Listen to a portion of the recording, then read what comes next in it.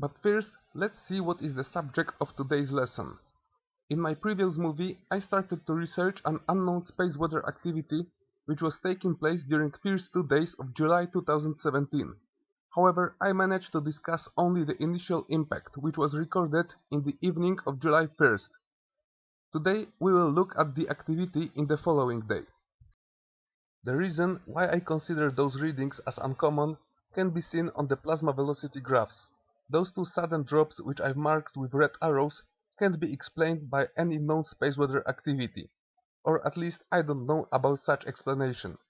Notice as well that each decrease of the velocity is connected with a sudden shift in IMF orientation, graph on top. If you look closer, you can notice another two disturbances. I've marked them with smaller black arrows. However, they don't look as spectacular as the other ones. Because everything was recorded by both Timmy's lunar satellites, without no doubt all those anomalies were absolutely real. Here you can see the same disturbances recorded by Geotail satellite. Sadly, there is also a serious problem. Although there is enough data to confirm those strange anomalies, they seem to be a local phenomenon, and all the satellites which are at this time placed further from Earth didn't notice such significant disturbances as Geotail and Lunar Timmy's crafts. Of course, it doesn't mean that they didn't capture anything at all. Sudden drops of solar wind velocity can be seen probably on all charts, but their recordings don't match to the data which you just saw. Problem is that the SWMF plus CRCM simulation which I've ordered to research those anomalies uses Discover recordings as input data, so it won't be able to show the actual response of magnetosphere. Still, some kind of activity was in fact recorded during the first hours of July the 2nd. This graph shows the entire input data used in the simulation which I've ordered. It can be clearly seen as a spike in plasma temperature, red arrow, sudden gust of solar wind in east-west orientation, blue arrow, and a strong shift of IMF orientation, with BY, orange arrow, and BX, green arrow, reaching more than -10 nanoteslas. Sadly, SWMF simulations are not capable to process the changing values of BX component. Okay, enough talk. Let's check the simulation. Just before the midnight, Earth was still under the influence of strong northward-oriented IMF. As I explained in my previous movie, domination of positive BZ component is mostly connected with outflows of plasma from plasmasphere and weakening of electric potentials in ionosphere, what leads to general instability of environment at higher altitudes and quite spectacular disturbances of magnetosphere. The reason of such significant loss of energy can be seen on this image. Northward IMF has the same orientation as geomagnetic field, and as you probably know, magnetic fields repel each other when their polarities have the same orientation. In order to connect with the IMF, magnetospheric field lines have to be turned upside down, and to make it happen, magnetic field has to get weaker. I'm sure that you won't hear this from an actual scientist, but if the magnitude of IMF BZ component would be higher than the BZ in geomagnetic field, such magnetic orientation of solar wind would actually flip the entire planet from north to south. I'm sure that there would be a lot of fun. However, Earth's magnetic field is couple thousand times stronger than the magnitude of interplanetary medium. Let's begin from the 3D field line view, as it allows to see all the directions of space. This image shows the magnetosphere half hour before the IMF shift, which took place exactly at midnight. Okay, here we go.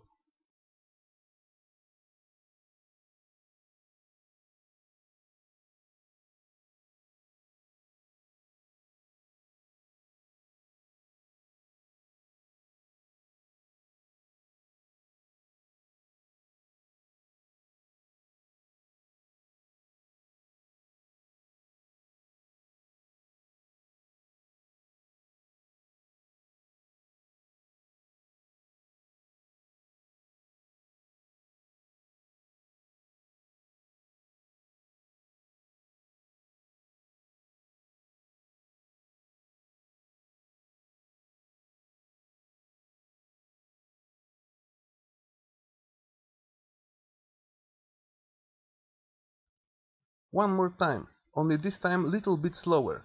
Notice that before the midnight IMF remained relatively stable.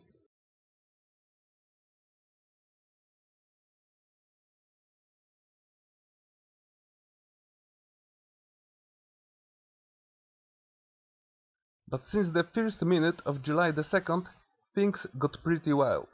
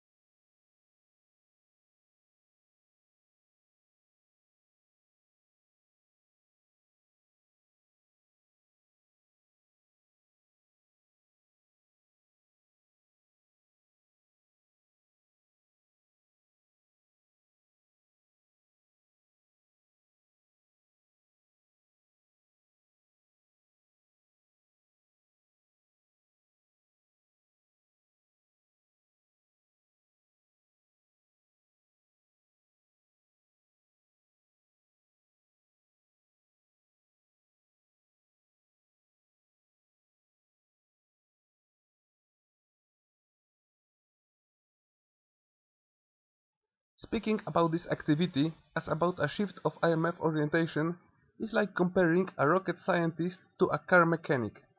In order to understand everything what took place during those couple hours, we will have to go step by step and check what was the response of Earth's environment for each change in the IMF. Better prepare your brain cells for a hard workout, and believe me that making this movie was twice so hard as trying to understand it. My brain reached already its limit, and I'm afraid that soon it will have an emergency shutdown due to overheating. I thought that my PC is being exploited, but he has 4 cores and I have only 1. First of all, notice that By component shifted from positive to negative value. This changed the way in which open field lines were connected to the IMF in east-west orientation. Before the midnight they looked like this.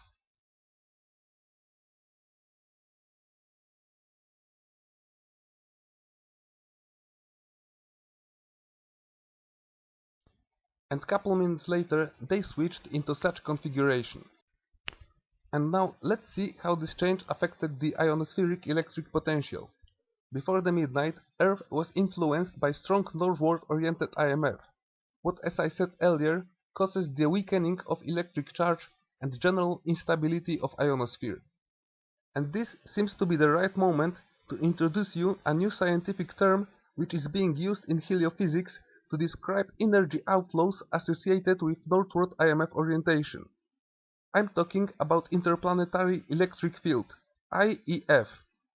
Negative IEF is connected with outward-oriented currents, outflows, while positive IEF means that Earth is receiving energy from the Sun.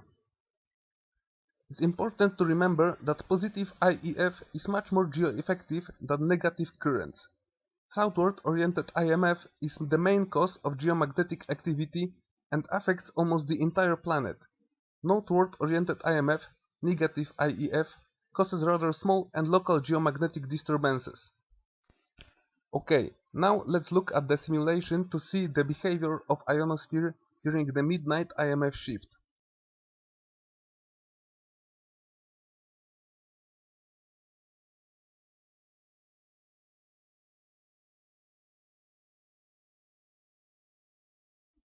Notice the change of electric potential values. Before the shift, negative potential was dominating over the positive one.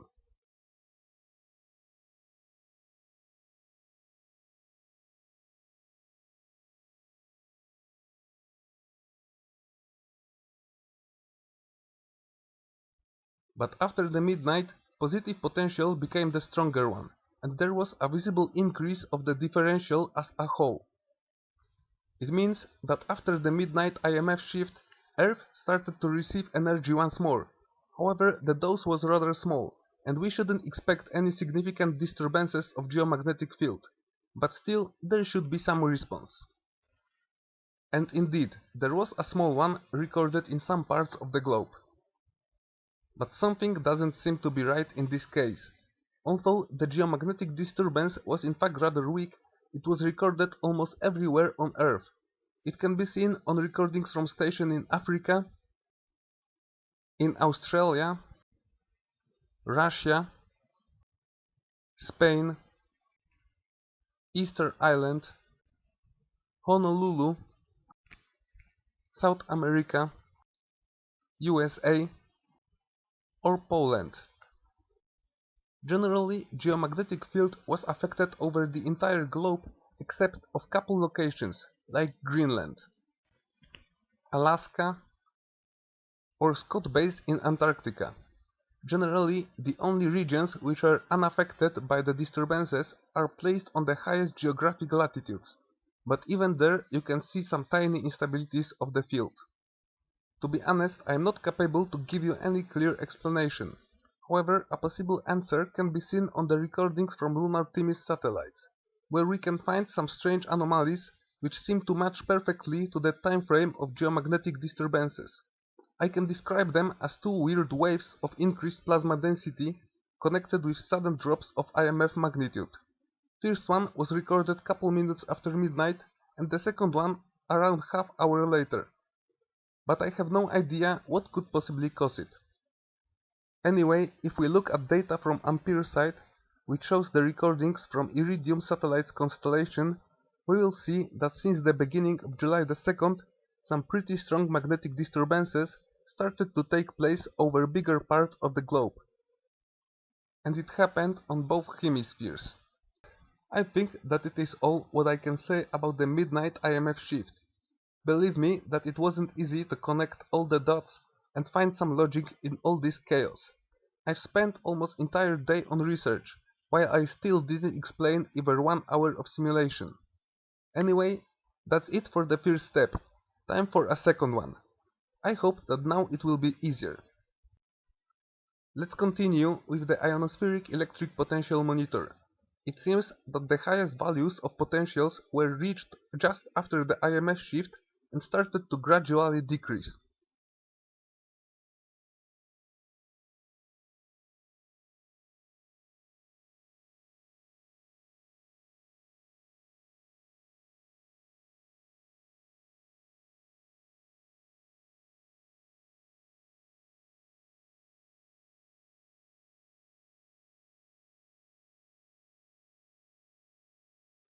Then, around 1:30 UTC, another shift took place and IEF became negative once again.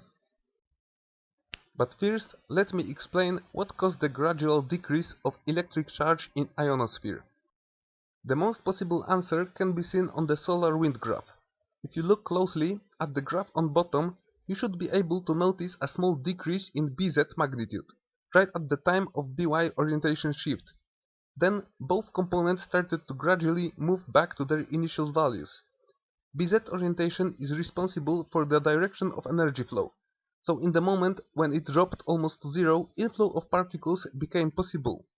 But currents started to weaken when BZ grew again to positive values.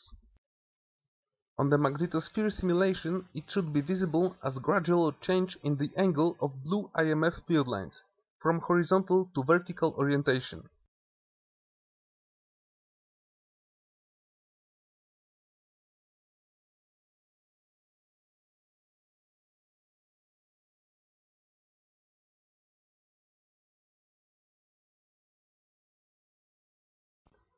And this is how we came to the third step. Now it's time to deal with the sudden change of current direction. As couple minutes later, Ionosphere lost again most of its charge and became once more unstable. First, let's look at the whole period of time during which Ionosphere was freaking out.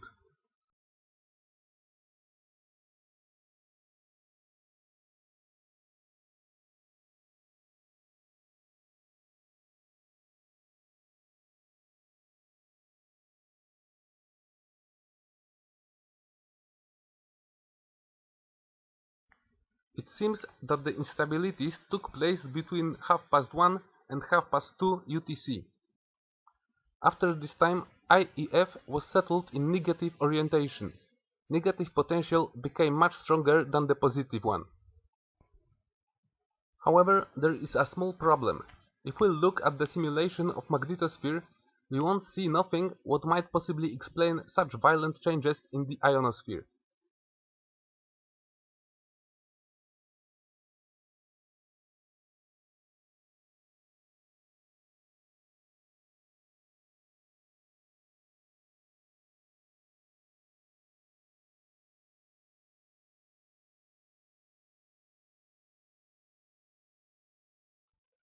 Just as you won't find any clues on the solar wind graph. I've marked the time frame with red lines. It took me quite a while to figure it out, but I think that I've managed to find a possible solution on the X-cut view on the magnetosphere simulation. Let's see if you will figure it out by yourselves.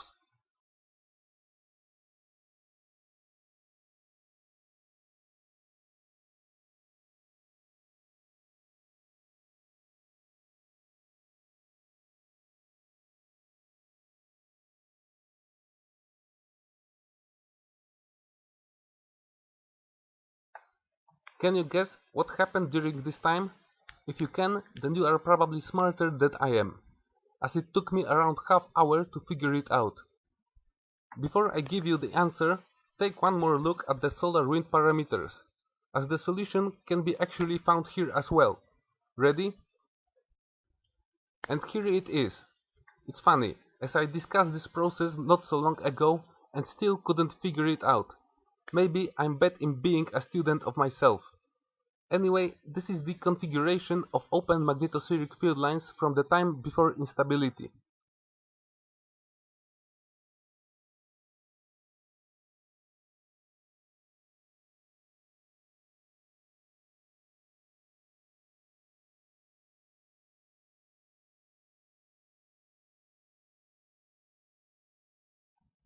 And this is how they looked 1 hour later. Let's take a closer look at the reconfiguration of field lines within the inner magnetosphere.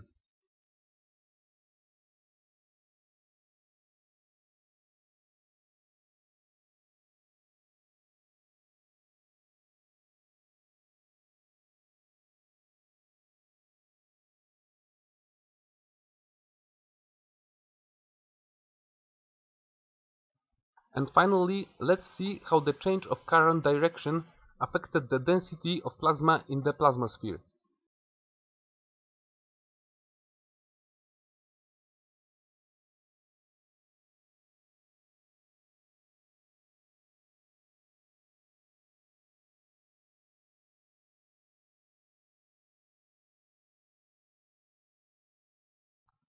Clearly, after the IEF settled to negative orientation, density of plasmasphere was visibly reduced. However, it seems that soon after, density of plasma within the inner magnetosphere started to grow back.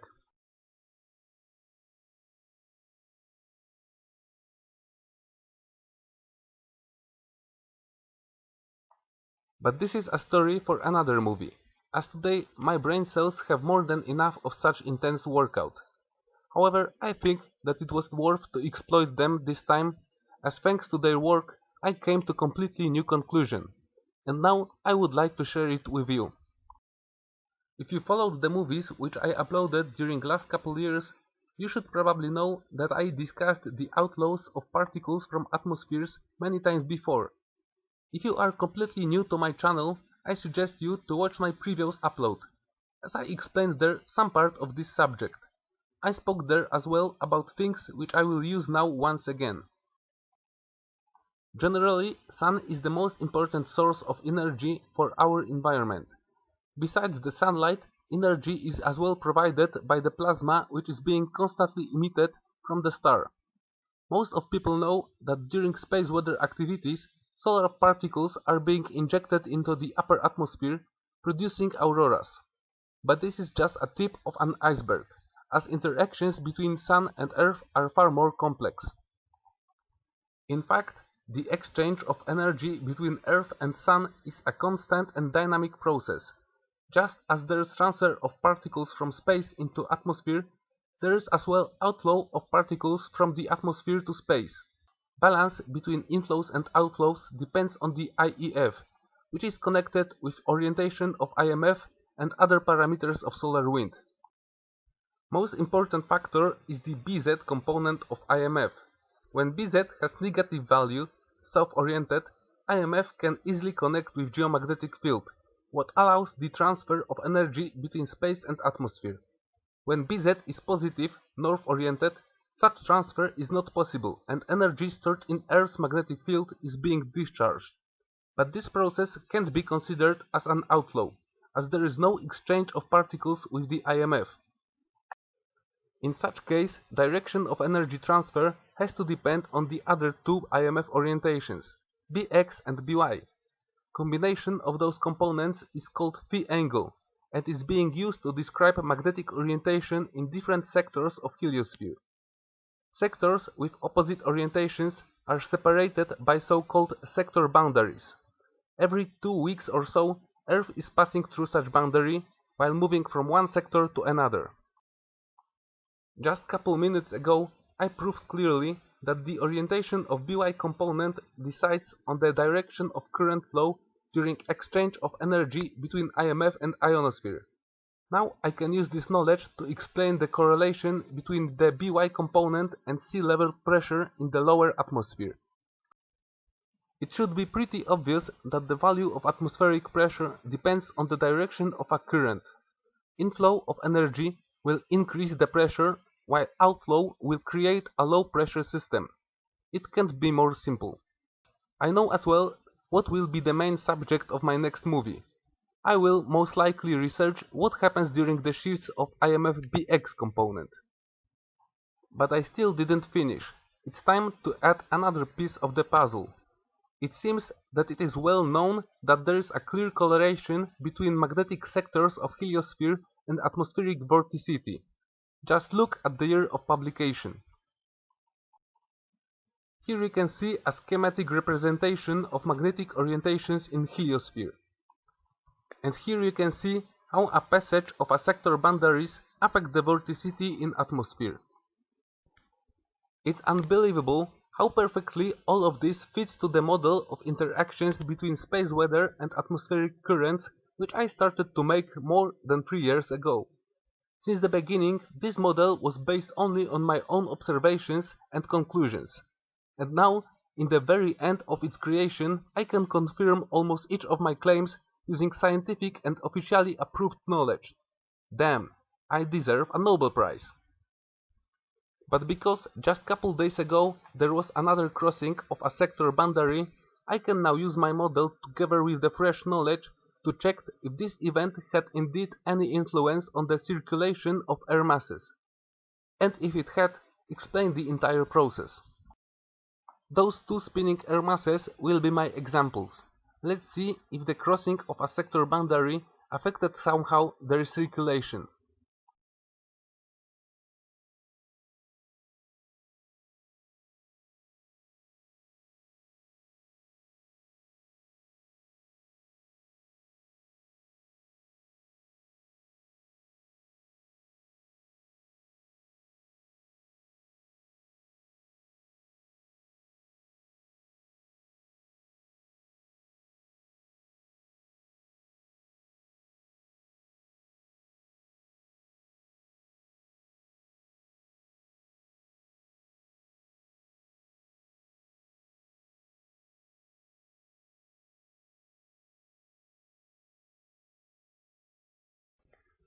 It seems that indeed, soon after the IMF polarity shift, the vorticity was greatly reduced.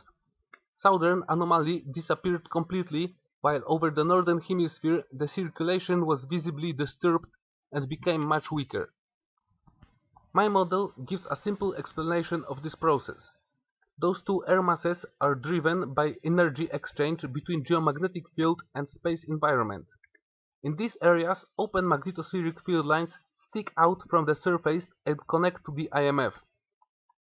When the polarity of IMF changes, connection between Earth and IMF has to be reconfigured, and so are the directions of energy flow. I could go deeper into the details, but I think that it's enough for this movie. But I still didn't finish this lesson, so class is still not dismissed.